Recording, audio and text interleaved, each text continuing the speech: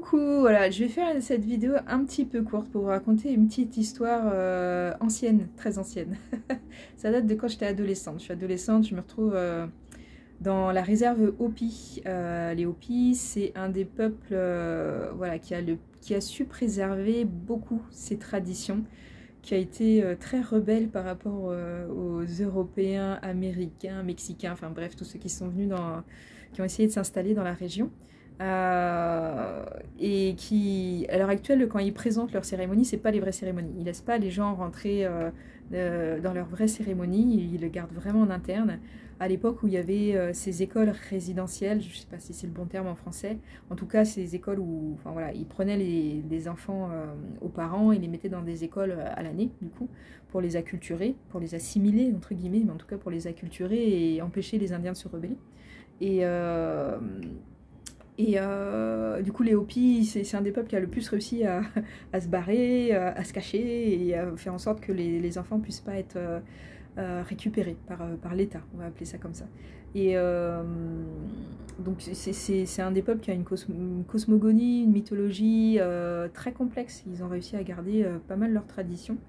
Et donc, 15 ans, je me retrouve là-bas. C'est une espèce de plateau. Vous imaginez enfin, voilà, le désert et ce que vous imaginez, ce que vous avez déjà vu du Grand Canyon. Donc on est un peu dans ces zones-là, c'est aride, c'est sec. Et au milieu de nulle part, il y a des espèces de tables montagneuses comme ça. Donc on appelle ça les mesas, du coup, non mexicain, espagnol. Donc grosse table comme ça, hein. Vraiment tu arrives en voiture, tu vois le truc carré comme ça, posé.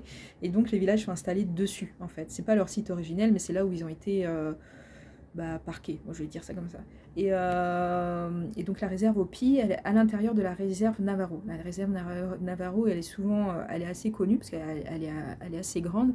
Et la réserve Hopi, elle est à l'intérieur. C'est une situation assez particulière. Et donc je me retrouve là, il fait chaud, il y a deux pélos dehors qui sont tout rouges parce qu'il fait tellement chaud à cette époque de l'année. Et je sais pas ce qui se passe. En fait, à un moment, je perds les gens avec qui je suis. Moment d'inattention, j'ai eu assez souvent des moments de bug comme ça quand j'étais enfant. Et je me retrouve dans un endroit et je regarde, je suis assez curieuse, il y a une échelle, je me dis tiens c'est marrant cet endroit, ça ressemble pas à une maison, enfin ça ressemble à rien en fait. Et bon, j'ai 15 ans, hein. Et du coup il y a un gars qui arrive et commence à m'engueuler et tout. À 15 ans, mon niveau d'anglais il est pas foufou. J'explique, il commence à moins s'énerver, à parler pour que je puisse comprendre, quoi, plus doucement. Et il me dit, il arrête pas de me dire, et qu'est-ce que tu fais là? T'as pas le droit d'être là. Je dis, bah, je sais pas, je me suis perdue, je sais pas où je suis. Et ok, je vois qu'il me regarde, il me croit pas trop, il me regarde de manière très très suspicieuse, quoi. Il me dit, mais tu es d'où? Tu es qui? Tu es d'où? J'ai dit, bah, je suis française, là, voilà, je visite la région. Et il insiste, je sais pas, il m'a répété la question au moins 6 fois. Non mais tu es qui et tu es d'où? J'ai dit bah je sais pas, moi je suis française. Alors je ne sais pas quel était le fond de sa question parce qu'il avait bien compris le mot français, mais il avait l'impression que je lui racontais des conneries en fait. Après j'ai pas tous les tenants aboutissants, je sais pas pourquoi il m'a pris.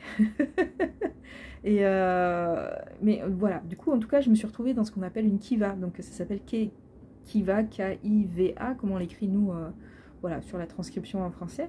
Et c'est les lieux où ils font les cérémonies en fait. Et autant il y a des kivas qui montrent aux touristes ou aux étrangers, mais les vrais kivas normalement ne doivent pas être montrés en fait. Les kivas, généralement il y a un escalier qui fait référence au fait que dans leur cosmogonie, il y a plusieurs peuples de la région qui disent qu'à un moment donné, il y a eu, ils parlent de 4 soleils, il y a eu 4 cataclysmes en fait, et 4 âges différents, et qu'on est au 4e, et qu'à un moment donné, voilà, ils disent que leur peuple s'était réfugié sous terre, et qu'à un moment, on a pu ressortir, qui sont ressortis et arrivés là où on est et là où on vit. Et souvent les kivas qui sont, voilà, qu'on retrouve après au Mexique, ce type de construction, et on a cette échelle-là en fait, qui représente cette notion de remonter par rapport à ces histoires-là anciennes. Et bien sûr, on pourrait le transposer d'un point de vue psyché, d'un point de vue aussi monde du haut, monde du bas, pour résumer un petit peu comment la majorité des peuples d'Amérique décrivent un petit peu l'au-delà. Vraiment, je schématise, hein, parce qu'en fonction des... il y a des différences, des distinctions en fonction des peuples différents. Voilà, donc je me suis retrouvée dans la vraie Kiva. Je n'ai pas fait exprès et je ne sais pas comment je suis arrivée là en vrai. Après, elle était un petit peu en construction, elle n'était pas complètement finie. Voilà, et j'ai pas pu, vraiment le gars il m'a juste dégagé très très rapidement parce que j'avais pas le droit d'être là, j'ai bien compris. Et voilà, j'en sais pas beaucoup plus, mais j'avais envie de raconter cette petite anecdote, ça me permet de parler des Indiens Hopi. Voilà, n'hésitez pas à aller voir un petit peu si vous trouvez des informations sur les Indiens Hopi. Les Indiens Hopi appellent Sedona, si on traduit à peu près, c'est la cité des roches rouges. Voilà, et il y a un gros flou artistique sur le peuple qui habitait à Sedona, c'est qui, où est-ce qu'ils ont été déplacés, etc. Petite blague à part. je me suis rendu compte que l'article de Sedona, historiquement, il y avait quasiment rien sur les Indiens, sur les natifs. Et ça m'a un peu choquée parce qu'il y a quand même... c'est un des endroits où il y a beaucoup de ruines, c'est-à-dire des constructions vraiment, certains on appelle ça des châteaux, des constructions en pierre dure, du coup, qu'on retrouve souvent, qui ont été faites dans la falaise, en utilisant le relief et les éventuelles caves ou renfoncements des roches. Et donc il y a plusieurs sites et il y a aussi de la recherche archéologique qui a été faite. Donc je me dis quand même, Wikipédia, il n'y a rien en anglais, c'est un peu bizarre. Du coup, j'ai commencé, il y avait des infos que à partir des premiers colons qui s'installent en fait à Sedona. Et Sedona, c'est un mot qui a été donné par une personne qui s'est installée en tant que colon dans cet espace-là. Et bref, vous me connaissez, la chose de service. Bah, j'ai commencé à écrire sur la présence millénaire de peuples à cet endroit-là avant que les Européens, Américains, colons n'arrivent. Donc je me suis déjà fait censurer, j'ai déjà essayé de recommencer. Je vais essayer de rester dans le processus. Voilà, parce que il y a quand même peu d'informations. Et il y a plein d'informations très bizarres que voilà, j'ai pas tellement beaucoup d'informations, mais en fait il y a plein d'appellations qui sont des appellations données soit de manière négative, soit par les Européens avec voilà, tous les stéréotypes qu'il y a derrière. Donc vous trouvez les termes comme Anasazi, mais il y a plein de gens qui ne veulent plus utiliser le terme Anasazi parce que ça désigne des ennemis. Et on ne veut plus utiliser le terme Anasazi. Après, il y a les premiers, ils s'appellent les peuples archaïques et tout. Donc, il y a plein de débats, en fait, sur comment on nomme ces populations. Est-ce que c'est juste... sinon, il y a beaucoup, on parle des peuples Sinagua. Mais Sinagua, c'est pareil, ça a été donné par les Espagnols. Sénéga ou Sinagua, vous trouverez différentes appellations pour le peuple là, ça ne correspond pas vraiment à des appellations amérindiennes en tant que telles. Et Sinagua, c'est de l'espagnol, hein, sans eau, ceux qui vivent sans eau. Voilà, donc il y a plein de flous artistiques sur est-ce qu'il y a un lien entre le peuple qui habitait là et les Indiens Hopi, parce qu'à un moment donné, il y a une rupture dans l'habitat à Sedona, un petit peu avant que les Américains, les colons, etc. arrivent dans la région. Il y a clairement une rupture, a priori liée par des épisodes de sécheresse, grosse pluie, sécheresse, grosse pluie. Voilà, il faut imaginer qu'il y a eu pas mal de migrations. De toute façon, voilà, quand l'histoire est longue, il y a toujours, on ne peut jamais résumer de manière simple. Et voilà, pour vous donner un petit peu une idée de la complexité aussi de l'habitat qui était là avant. Et aussi, le problème, c'est que cette histoire-là, pour être écrite, il y a des enjeux culturels, sociaux et politiques actuels, du coup, par rapport aux Indiens qui sont dans la réserve, par rapport à voilà, toujours les problématiques que les peuples natifs rencontrent encore à l'heure actuelle aux États-Unis. Alors, même chose, parce que je trouve qu'il y a des informations qui sont difficiles à trouver ici. Donc je vois que le le côté amérindien, alors parfois il est là, mais toujours, il est toujours présenté en mode pensée positive à l'américaine, genre il n'y a jamais de problème. Et voilà, à Los Ranchos Alamitos, ils disent pas qu'à un moment donné ils ont été forcés réellement et que les conditions de travail, que c'était quasiment de l'esclavage, la manière dont les Indiens ont dû travailler dans l'espace. Voilà, peut-être des petites adaptations voilà, qui peut-être sont là pour apaiser, mais je ne sais pas, ça me pose beaucoup, beaucoup de questions en tout cas. Et voilà, je sens qu'il y a des choses qui sont un petit peu camouflés, des sujets pas forcément abordés très clairement. Voilà, les écoles résidentielles, c'est...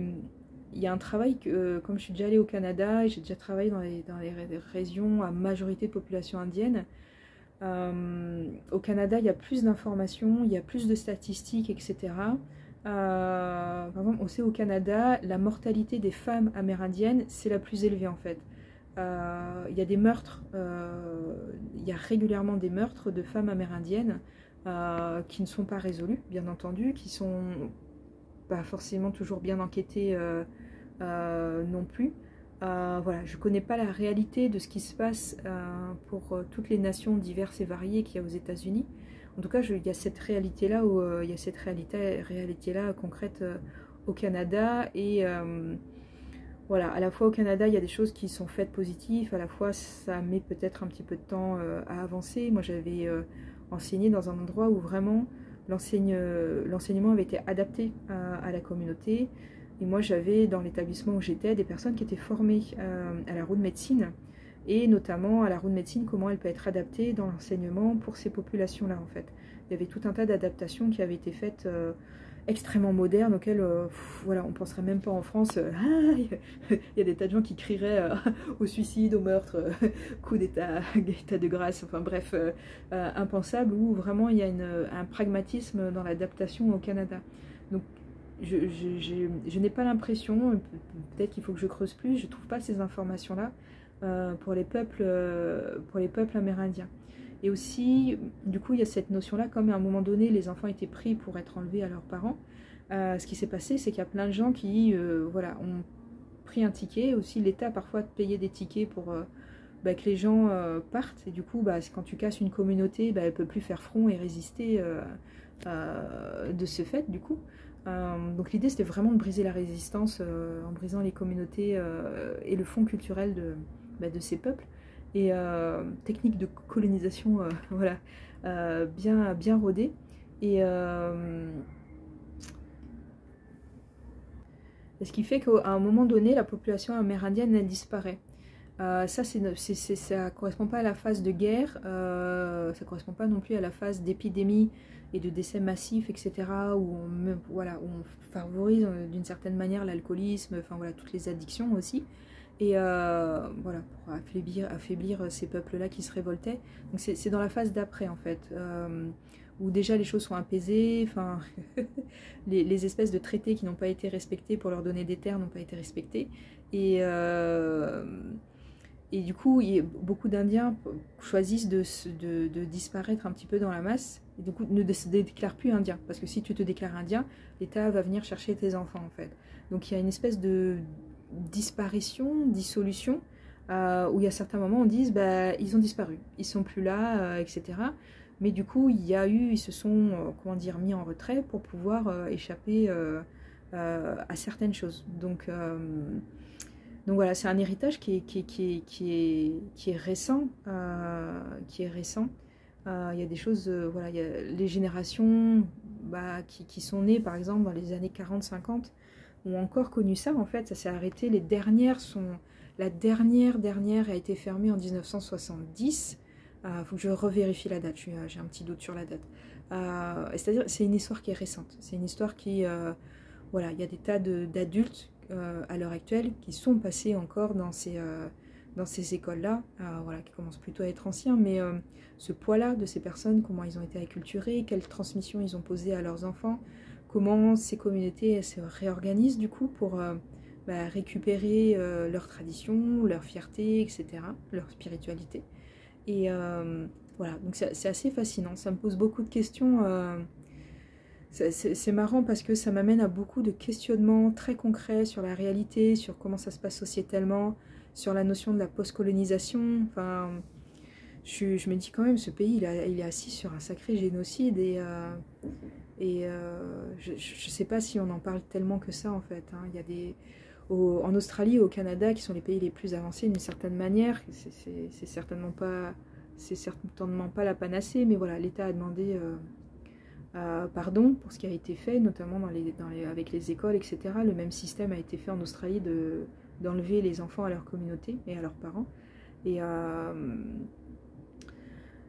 ouais, ça me pose un peu question avec... Après, voilà, moi j'ai cet ancrage aussi en France, donc je sais qu'on a cette passion d'une certaine manière pour l'histoire et d'être tourné un petit peu vers le passé d'une certaine manière et peut-être de plus en plus d'ailleurs à l'heure actuelle. Et voilà, en tout cas ça me questionne ce côté-là où je vois que voilà, j'ai rencontré pas mal de gens qui n'étaient pas du tout au courant des premiers habitants du bassin de Los Angeles. C'est en plus ce sont des peuples pardon, intéressants parce que c'était un des rares peuples navigateurs sur l'océan, parmi tous les peuples amérindiens. Donc voilà, il y a traces de canoës, etc. Donc c'était des navigateurs. C'était des navigateurs en mer avec toute une culture tournée aussi avec tous les matériaux de la mer, hein, les coquillages, le rapport avec les peaux d'animaux marins, le travail avec voilà, plein de choses en lien avec la mer. Je manque un petit peu d'informations, il faudrait que je me renseigne, enfin, voilà, là sur le moment et tout, il y a des petites informations qui m'échappent. En tout cas, voilà, ça peut peut-être vous donner un petit peu de la perspective.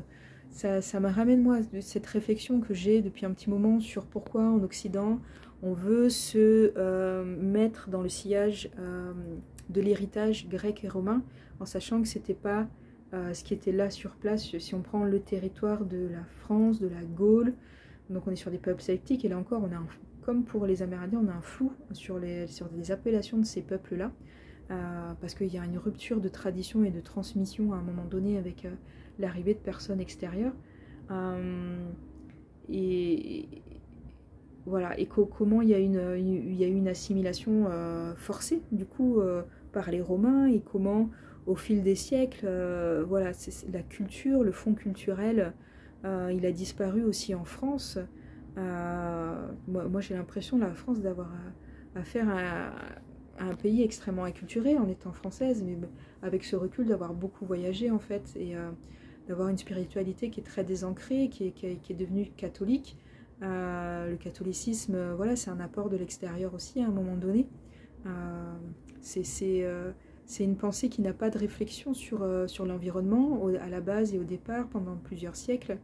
Voilà, je me dis beaucoup, ces religions-là, c'est pas des spiritualités ancrées dans un territoire en fait, par rapport à d'autres spiritualités. Voilà, et que ça permet les défrichements, voilà, certains traitements de la nature ou une chosification de la nature aussi à un moment donné. Voilà, donc plein de réflexions très concrètes, très matérielles, etc. Voilà, j'ai pas encore toutes les réponses. J'avais dit que je voulais juste parler des Hopis à la base. Voilà, comment je me suis retrouvée dans une vraie Kiva Hopi sans faire exprès, et que je me suis fait engueuler. Et voilà, bon, j'ai un peu dérivé, mais je pense que c'est assez intéressant à mettre en perspective aussi. Voilà, j'aime bien partager des interrogations. J'ai mes biais aussi. Mon filtre à moi là-dessus, mais je pense que ça peut aussi vous apporter énormément. Et je vais arrêter parce que on me voit plus. Voilà, à bientôt, ciao ciao.